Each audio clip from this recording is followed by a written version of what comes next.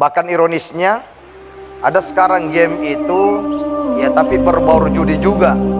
Cuman biasanya saya dengar ada yang mengucapkan itu atau ada yang mengatakan ya sedekah-sedekah dulu, ya kita sedekah-sedekah.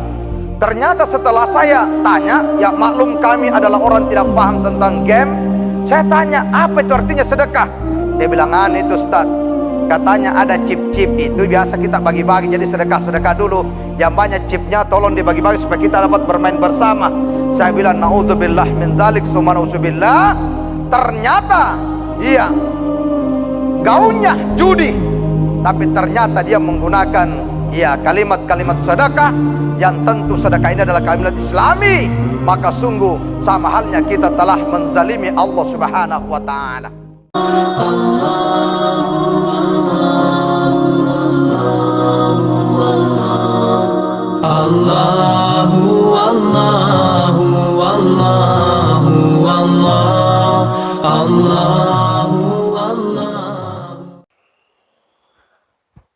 Bismillahirrahmanirrahim. Assalamualaikum warahmatullahi wabarakatuh.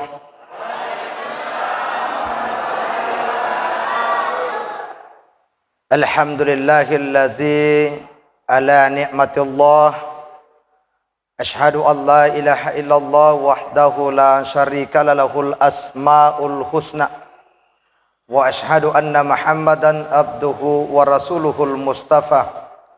Allahumma salli wa sallim wa barik ala rasulillahil karim sayyidina wa habibina wa syafi'ina wa maulana Muhammad ibnu Abdullah wa ala alihi wa sahbihi wa man walah. Anba ba'du, fa ya ayyuhal adil khadirat rahimakumullah. Qala Allah subhanahu wa ta'ala azza wa jalla fi kitabihil Qur'anil Karim wa huwa asdaqul qa'ilin. A'udzu billahi minasy syaithanir rajim. Bismillahirrahmanirrahim. Innama ya'muru masajidallah man amana billahi wal yaumil akhir wa aqamas salata wa ataz zakata wa lam yakhsha illallah fa'asa ulaika iyakunu minal muhtadin. Sadaqallahul azim wa sadaqah rasulillahil karim wa nahnu ala dzalika minas syahidin wa syakirin walhamdulillahi rabbil alamin. Pengurus masjid yang kami hormati dan kami muliakan, adik-adik remaja masjid yang insyaallah akan menjadi generasi penerus kita ke depan yang kami banggakan, wabil khususi al-mukarram adinda saya Ustadz Andi Al-Mayadi Al-Ghifari SPDI MPDI yang kami hormati dan kami muliakan. Bapak Ibu sekalian jamaah maghrib yang insyaallah mudah-mudahan senantiasa mendapatkan rahmat, berkah serta ridha dari Allah Subhanahu wa ta'ala. Mengawali kami mengajak mari untuk senantiasa kita memuja dan memuji serta bersyukur kehadirat Allah Subhanahu wa ta'ala. Oleh karena atas segala nikmat dan isinya pada maghrib ini kita semua masih diberikan kesempatan, kesehatan, terlebih lagi diberikan nikmat iman dan nikmat Islam, sehingga secara bersama-sama kita telah menunaikan salah satu kewajiban kita, yakni adalah melaksanakan sholat fardu maghrib secara berjamaah. Dan selanjutnya kita lanjutkan dengan pengajian rutin bulanan yang alhamdulillah tidak ada ungkapan lain kecuali kita mengharapkan dan mendambakan sebuah balasan di sisi Allah SWT, yakni adalah berupa amal ibadah dan tentunya keberkahan di dalam kehidupan kita. Amin. Selawat menyertai salam semoga saja tetap tercurah selalu kepada junjungan kita baginda Nabiullah Muhammad sallallahu alaihi wasallam. Nabi sebagai rahmatan lil alamin wa kaffatan linnas, Nabi sebagai uswatun hasanah atau contoh dan suri teladan yang baik. Bapak Ibu sekalian jamaah maghrib yang insyaallah mudah-mudahan senantiasa dirahmati dan diridai oleh Allah Subhanahu wa taala. Ada sebuah hadis yang cukup panjang yang insyaallah ini akan menjadi materi kita pada pengajian kali ini. Di dalam sabda Rasulullah yang berbunyi, sab'atun yuzilluhumullahu fi zillihi yauma la zilla illa zilluhu, imamun adilun wasabun nasa'u fi ibadatillahi ta'ala, wa rajulun kalbuhu mu'allakun fil masajidah, wa rajulani tahabba fillah jatima alaihi wa tafarraka alaihi, wa rajulun da'athum ra'atusatu muslim wa jamalin fakala inni akhafullah, wa rajulun tasaddaqa bisadaqatin fafaha hatta la ta'lam ma tunfiqu, wa rajulun zakarallahu aliyat fafadat ainah. Rawahu muttafaqun alaih. Di dalam sebuah hadis ini Rasulullah bersabda, sab'atun yusilluhumullahu fi sillihi, ada 7 golongan yang akan mendapatkan naungan dari Allah Subhanahu wa taala. Yauma la dhilla illa zilluhu, di mana pada hari itu tidak ada naungan kecuali naungannya. Yang pertama adalah imamun adilun, ya seorang pemimpin yang adil. Berbicara persoalan adil, ya hampir hari ini ya terjadi sebuah perbincangan yang sengit ya di kalangan masyarakat terkait persoalan bagaimana ke pemerintah kita hari ini, mulai di tingkat pusat atau mulai presiden, gubernur, bupati, bahkan kepala desa itu sendiri. Terkadang ini masyarakat tidak luput daripada perbincangan yang sengit terkait persoalan penilaian-penilaian tentang ya makna dibalik daripada adil itu. Cuman pada malam hari ini atau pada kajian bulan ini kami tidak terlalu menonton di sana. Yang insya Allah kita akan menonton pada bagaimana kita memakmurkan masjid ini. Bapak Ibu sekalian jamaah maghrib yang dirahmati Allah Subhanahu wa taala. Lalu kemudian yang kedua, golongan yang akan mendapatkan naungan dari Allah Subhanahu wa taala adalah wasabun nasa'u fi ibadatillah taala.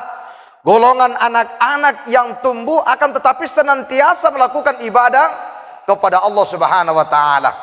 Kita patut bersyukur orang tua ya anak-anak kita hari ini oleh karena dia aktif ya dalam ikatan remaja masjid. Yakin dan percaya ketika anak-anak ini kita selalu memboyong ke masjid, maka secara otomatis dikurangi waktunya untuk dia selalu berinteraksi dengan HP-nya. Karena menjadi penyakit hari ini, setiap anak-anak ketika dia senantiasa bergelut di dunia HP, maka secara otomatis yang dia kuasai itu adalah ya sejumlah nama-nama game yang ada di dalam. Bahkan ironisnya, ada sekarang game itu ya tapi berbau judi juga. Cuman biasanya saya dengar ada yang mengucapkan itu atau ada yang mengatakan ya sedekah-sedekah dulu. Ya kita sedekah-sedekah. Ternyata setelah saya tanya, ya maklum kami adalah orang tidak paham tentang game. Saya tanya, apa itu artinya sedekah? Dia bilang, itu Ustaz. Katanya ada chip-chip itu biasa kita bagi-bagi. Jadi sedekah-sedekah dulu. Yang banyak chipnya tolong dibagi-bagi supaya kita dapat bermain bersama. Saya bilang, na'udzubillah min dzalik summa na'udzubillah. Ternyata, iya, gaunnya judi.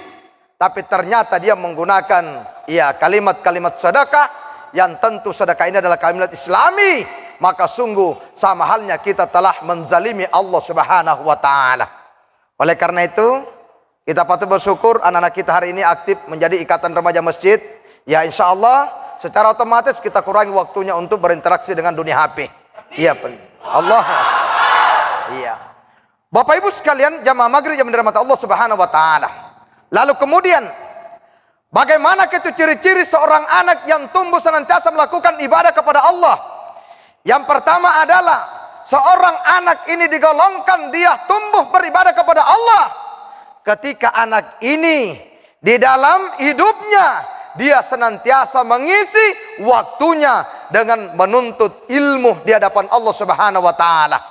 Makanya adik-adikku sekalian, jangankan kita, saya saja termasuk Ustaz Ardi Armayadi, kita tidak pernah berhenti itu untuk menuntut ilmu. Iya, tidak pernah berhenti.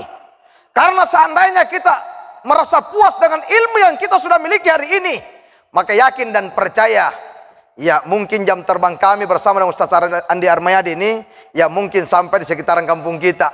Tidak akan dipanggil keluar. Kenapa? Dia bilang, itu Ustaz yang datang itu terus.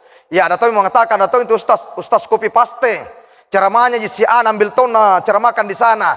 Ya bisa jadi kita diperlakukan seperti itu. Tapi alhamdulillah terbukti bahwasanya kami bersama dengan Ustaz Andi Armayadi tidak pernah berhenti yang namanya menuntut ilmu. Siapapun berbicara di depan kami, tidak perlu kami lihat siapa orangnya. Tapi yang terpenting adalah apa yang disampaikan itu yang kita perhatikan. Kenapa?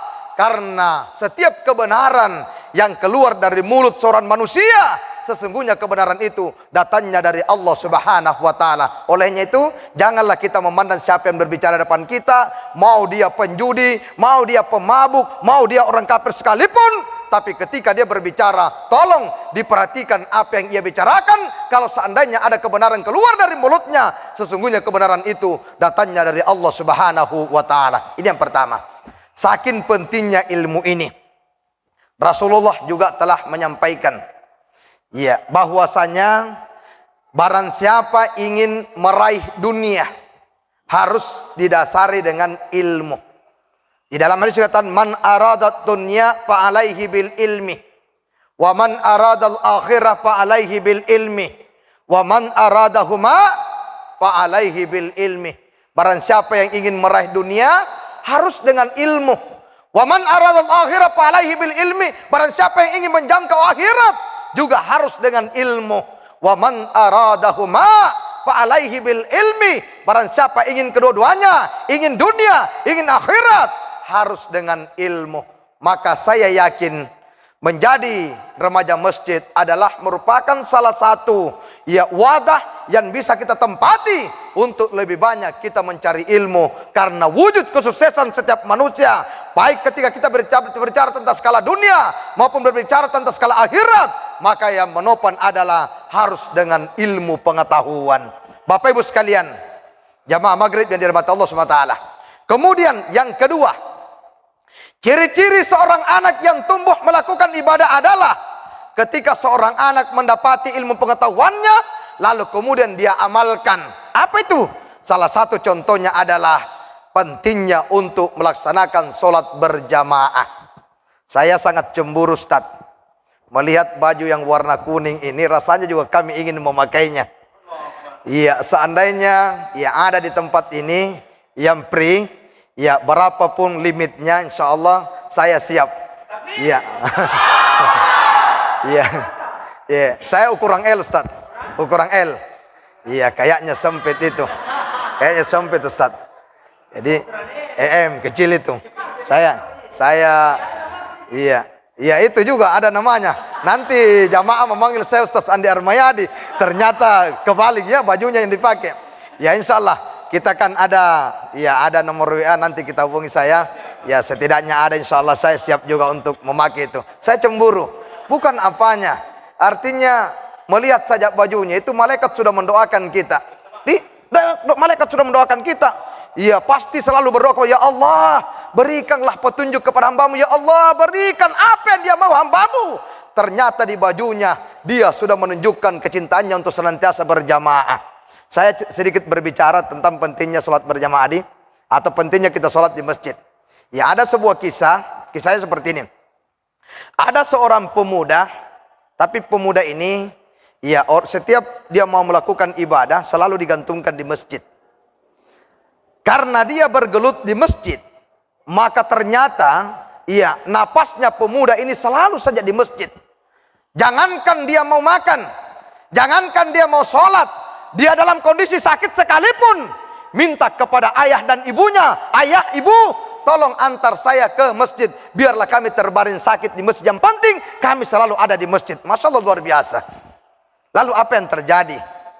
Suatu ketika pemuda ini karena hatinya selalu di masjid, jadi ada di poin yang ketiga warajulun kalbuhu muallakun fil masajidah, golongan laki-laki yang kalbuhu hatinya selalu rindu dengan masjid. Jadi seorang laki-laki yang hatinya selalu rindu dengan masjid. Apa yang terjadi? Suatu ketika seorang pemuda ini hendak melaksanakan sholat subuh, tapi ternyata saat itu lagi hujan turun begitu deras dan membuat seandainya kita ini, pasti kita mengatakan mending kita sholat di rumah. Ini dulu belum ada mantelnya, dulu belum ada mobil, dulu belum ada payung. Lalu apa yang dilakukan oleh seorang pemuda?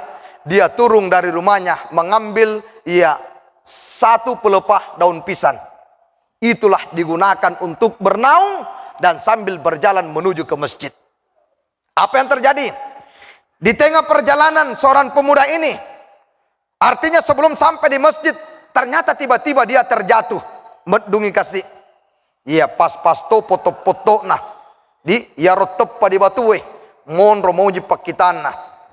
Cenne idi rumah kadaka pasu. Lo toki di masjid elok mitai mate. Kaenak ko dibolai di pugau. Tapi ternyata pemuda ini tidak. Sekalipun dia terjatuh sakit dan sekalipun kotor dengan pakaiannya, tapi dia kembali di rumahnya. Dia ganti pakaiannya, lalu kemudian dia ambil air wudhu kembali, kemudian tetap berjalan menuju ke masjid. Di tempat yang sama, maklum karena gelap gulita, di tempat yang sama, ternyata pemuda ini tersungkur lagi. Uluna tosi tepah, linrona tepah di batuwe. Dia mau nyipak kitana tapi celak nih. Di celak pak kitana. Apa yang terjadi? Seandainya kita mungkin terbentur 2 kali, mungkin kita mengatakan, weh, nampara ki Allah Ta'ala lalu di masjid, kain aku dibolai di pugau supaya subuh. Tapi ternyata pemuda ini tidak. Dia kembali di rumahnya, dia bersihkan tubuh yang kotor, lalu dia ganti lagi pakaiannya yang baru atau yang bersih, tetap berjalan menuju ke masjid.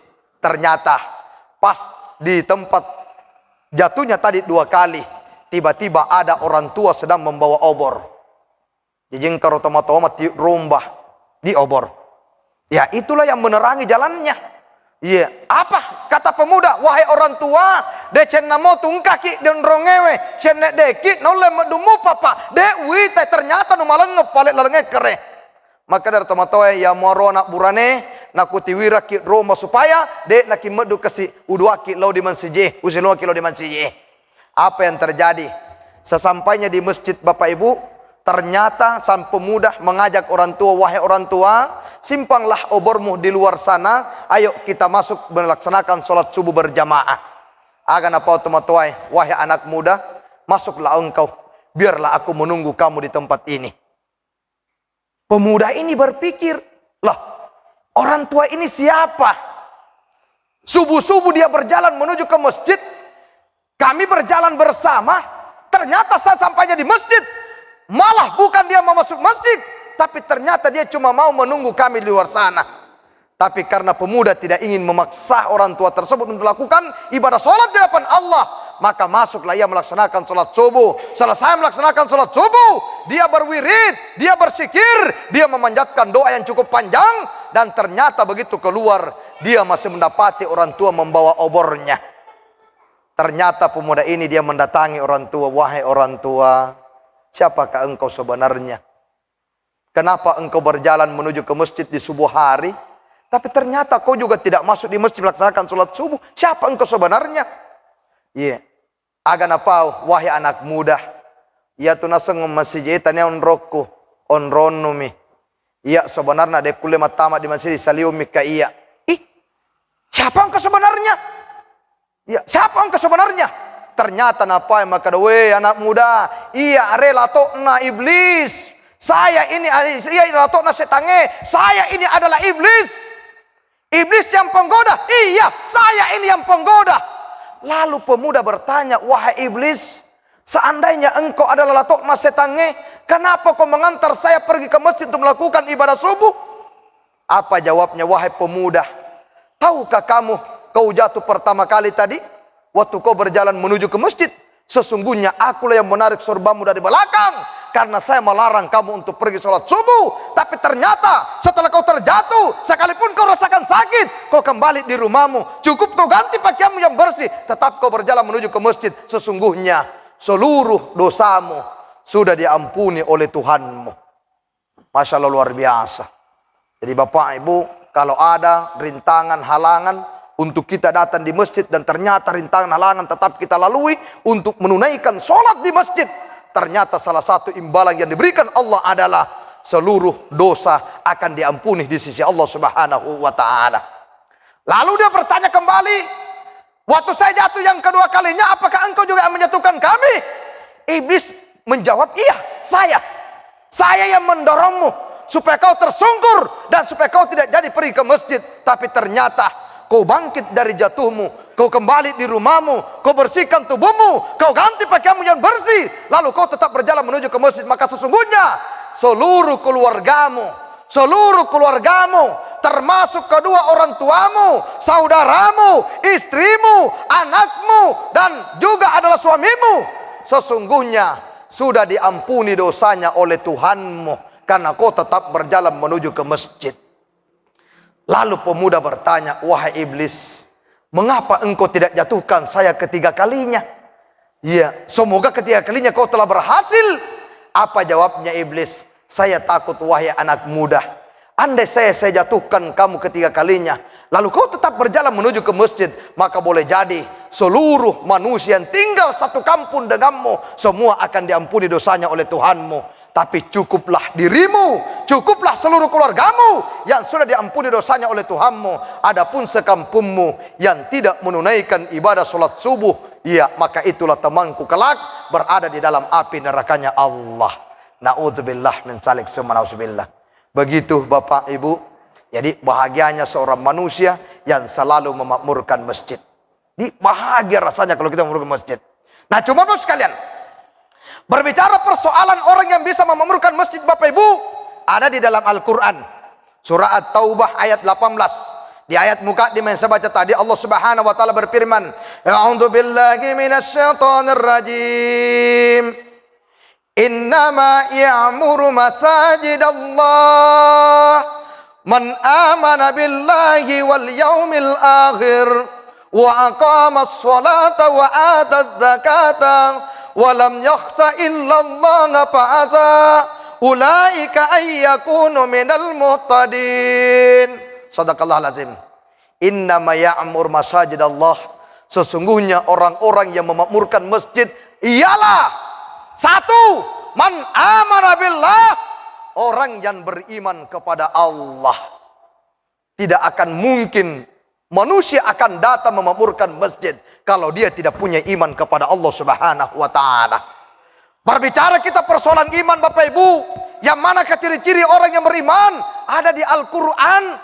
Buka Bapak Ibu surah Al-Anfal dimulai ayat 2, ayat 3 sampai dengan ayat 4. Allah Subhanahu wa taala melalui firman-Nya, "A'udzu billahi minasyaitonir rajim. Innamal mu'minuna alladzina idza dzukirallah wajilat qulubuhum wa idza tuliyat 'alaihim ayatuhu zadatuhum imana wa 'ala rabbihim yatawakkalun." Sungguh orang mukmin atau orang yang beriman itu ialah apabila disebutkan namanya Allah, wajilat qulubuhum, bergemetar hatinya. Tegai roh, ya tanrana roh Bapak Ibu. Contoh. Ketika terdengar azan dikumandangkan, Allahu Akbar, Allahu Akbar, Allah Maha Besar, Allah Maha Besar. Ketika kita mendengarkan azan dikumandangkan, ketika kita mendengarkan disebutkan namanya Allah Maha Besar, apapun aktivitas kita saat itu, mari kita tinggalkan wasarul bai, tinggalkanlah jual beli atau tinggalkan segala aktivitas kita untuk mengingat an zikrillah, untuk mengingat kepada Allah Subhanahu wa taala. Insyaallah Bapak Ibu, narek kodilule disalai jama-jamange. Hanya karena persoalan kita Pak Ibu mengindahkan seruan atau panggilan azan ini, yakin dan percaya ibadah yang kita lakukan insya Allah akan mengantarkan ketenangan jiwa tersendiri dalam diri kita, insya Allah. Ya kan ada, ala bizikrillahi tatmainnul qulub. Ya, dengan mengingat Allah, ya maka hati ini akan menjadi tenang. Pasti tenang, insya Allah akan tenang. Ya, beda mutu itu Bapak Ibu sekalian. Ya, rupa tawe de nang kalau di mansije na iya tulu lawe di mansije untuk melakukan sholat berjamaah. Beda, pasti beda. Kalau kita sering melakukan sholat berjamaah, insya Allah hatinya orang itu akan selalu adem dan pasti akan ditenangkan oleh Allah sesuai dengan janjinya. Tapi ketika kita selalu di luar masjid, namo masugi pikuga toy Bapak sekalian, tetai iya ronyawata, iya tulu masarana. Itu pasti. Itu pasti. Lalu yang kedua, ciri orang yang beriman adalah wa iza tuliyat alaihim ayatuhu sadatuhum imana. ketika diperdengarkan ayat-ayatnya Allah, semakin bertambah iman karenanya. Ya kurang kata mengaji Bapak Ibu, tabe di dingkalingai. Ibu, coba-coba kita amalkan. Ba'dah kita melaksanakan sholat maghrib, coba-cobalah kita ajak bapaknya tinggal di masjid sambil kita tadarus Al-Quran. Sambil tadarus Al-Quran. Ya kalaupun misalnya kita tidak bisa lama, yang penting ada yang sudah kita baca. Mau dia 1 juz, mau 1 halaman, mau setengah halaman, mau 1 ayat. Yang penting jangan tinggalkan membaca Al-Quran ba'da melaksanakan sholat fardu. Bahkan saya pernah membaca salah satu hadis Bapak sekalian, niga rupa tahu, iya purana na pugau sumpajang wetu-wetue 5 wetue, iya nenie na sampangnya alena na bacai ayatul kursi. Maka sesungguhnya yang membacanya, jarak antara dirinya dengan surganya Allah hanya diantarai dengan kematian. Masya Allah, luar biasa. Sangat luar biasa. Nah oleh karena itu, ya mari kita senantiasa untuk ya mengindahkan bagaimana meluangkan waktu untuk senantiasa membaca Al-Quran. Kemudian yang ketiga, ciri orang yang beriman adalah wa ala rabbihim yatawakkalun. Hanya kepada Allah tempat ia berserah diri. Dan yang keempat adalah alladzina yuqimunas shalah wa mimma razaqnahum yunfikun, adalah orang yang senantiasa mendirikan salat. Dan yang kelima, ciri orang yang beriman adalah orang yang senantiasa menginfakkan sebagian harta yang ia miliki.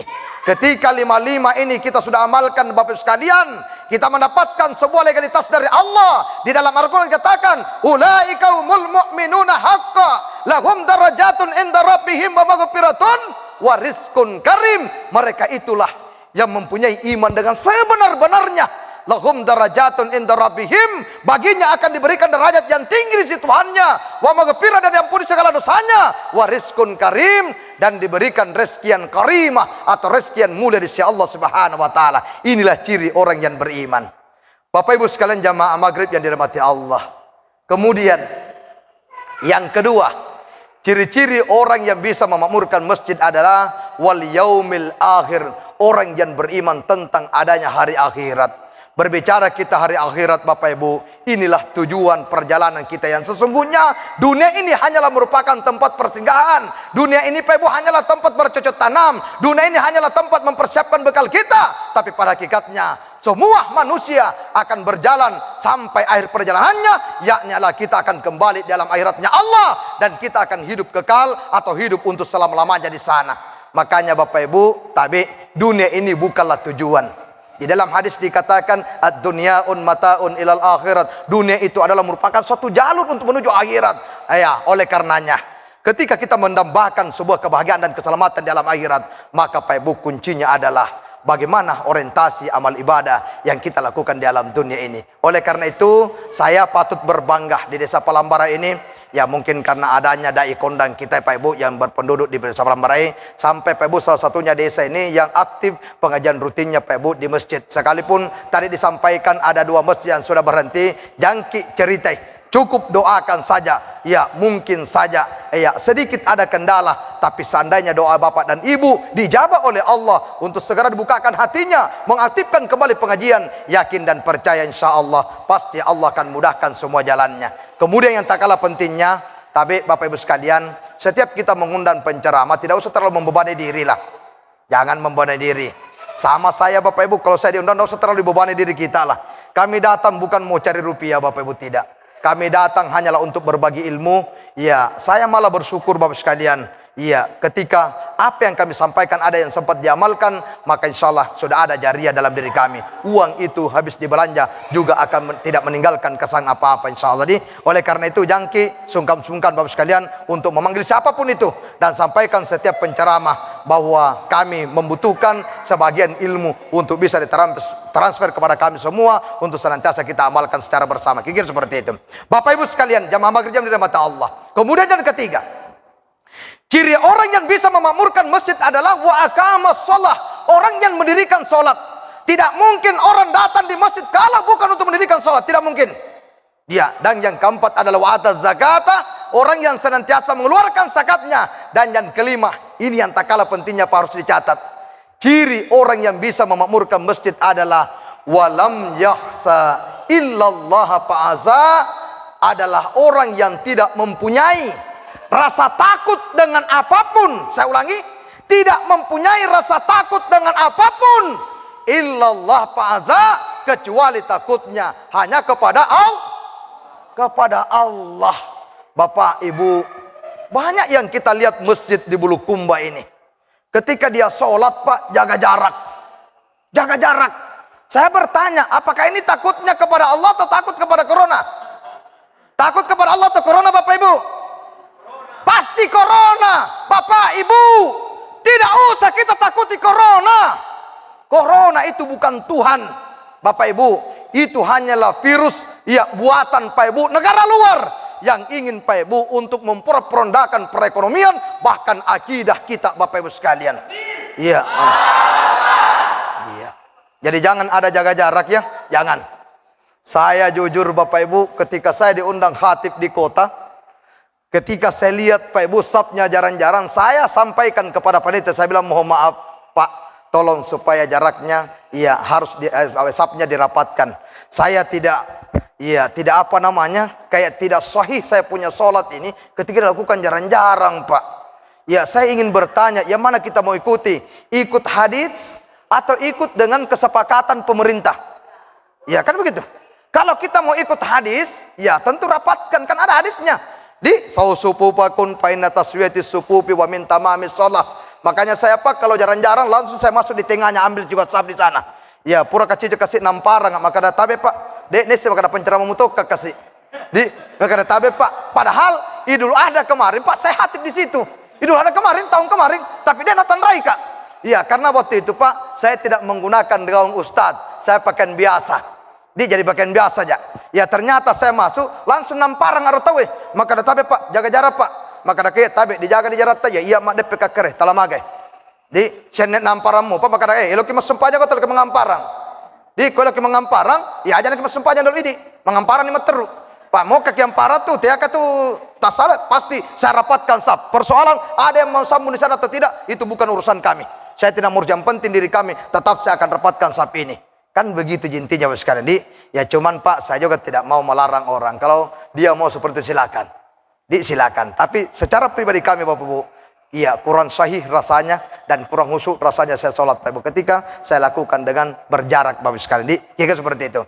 Ya ini banyak orang Pak menyamakan itu taum yang terjadi di zaman sahabat. Itu beda Bapak. Itu taum yang terjadi Pak Ibu di zaman sahabat. Hari ini, pagi ini kena, sore hari meninggal dunia Bapak Ibu sekalian. Itu taum yang di sana. Ya wajar kalau memang Pak Ibu kita jaga jarak saat itu. Sekarang Pak corona ini hampir kita tidak pernah melihat Pak siapa yang corona dan siapa yang meninggal corona. Hanya berita saja. Pak Ani itu mati corona. Ibu Ani itu mati corona. Tapi Pak Ibu di kampung kami belum pernah kami menyaksikan Pak orang mati karena corona, belum pernah Bapak sekalian. Bahkan pernah di desa kami Pak ada yang meninggal di rumah sakit, dimakamkan secara COVID. 1 minggu kemudian keluar Pak Ibu hasil ya rapidnya sekalian, ternyata orang itu dinyatakan negatif. Saya bilang yang merugikan siapa? Iya pasti keluarga Pak Ibu, iya korban yang dirugikan sekalian. Tapi sudahlah, namanya juga orang bodoh kita Pak Ibu, mau ke apa? Seperti itu.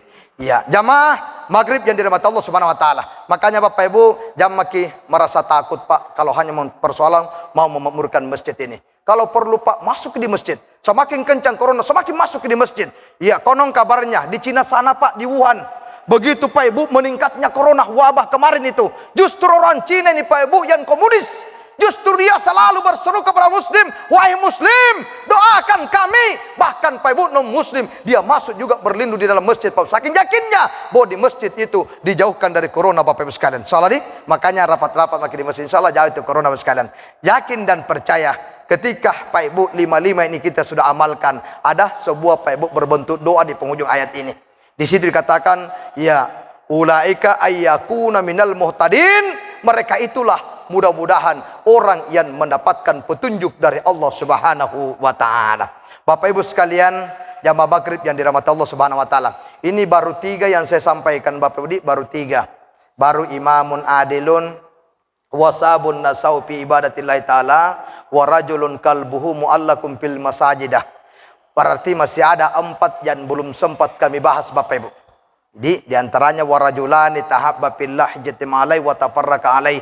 Ya warajulun tasaddaqa bi sadaqatin fa'at la ta'lamu ma tunfiqu. Ya warajulun da'athum ratusatu muslimin wa jamalin faqala inni ahafullah. Ya warajulun ya sakar haliyat papadat ainah. Itu yang belum Pak Ibu ya kami bahas. Insyaallah Bapak Ibu sekalian, ini akan menjadi utang kami di tempat ini. Mudah-mudahan Pak Ibu masih diberikan kita umur yang panjang dan kita masih dipertemukan oleh Allah Subhanahu wa taala yang insyaallah ya kalaupun ini adalah merupakan kewajiban buat kami, insyaallah saya akan lanjutkan untuk membahas tuntas ini yang 4 yang tersisa Bapak Ibu sekalian. Saya kira untuk ya insyaallah. Tapi nanti kalau Ustaz Andi Armayadi full jobnya baru dipanggil lagi saya. Kalau beliau masih ada di kampung ini pakai beliau. Insyaallah beliau ini di mana-mana. Ya, bergilir. Iya, Masya Allah luar biasa. Iya, luar biasa. Jadi Bapak Ibu sekalian, mungkin inilah yang bisa kami sampaikan pada kesempatan kali ini. Mudah-mudahan ada manfaat dan berkah untuk kita semuanya. Selaku pembawa tausiah, kami tak lupa mengucapkan terima kasih banyak atas segala perhatian kita bersama. Mohon maaf tentunya atas segala kekurangan. Yang benar datangnya dari Allah, yang salah atau yang kurang itulah sebuah keterbatasan kemampuan kami. Sekali lagi kami mohon untuk dimaafkan. Akhirul kalam, wabillahi taufiq wasya'adah, wallahu muwaffiq ila aqwamit thoriq. Wassalamualaikum warahmatullahi wabarakatuh.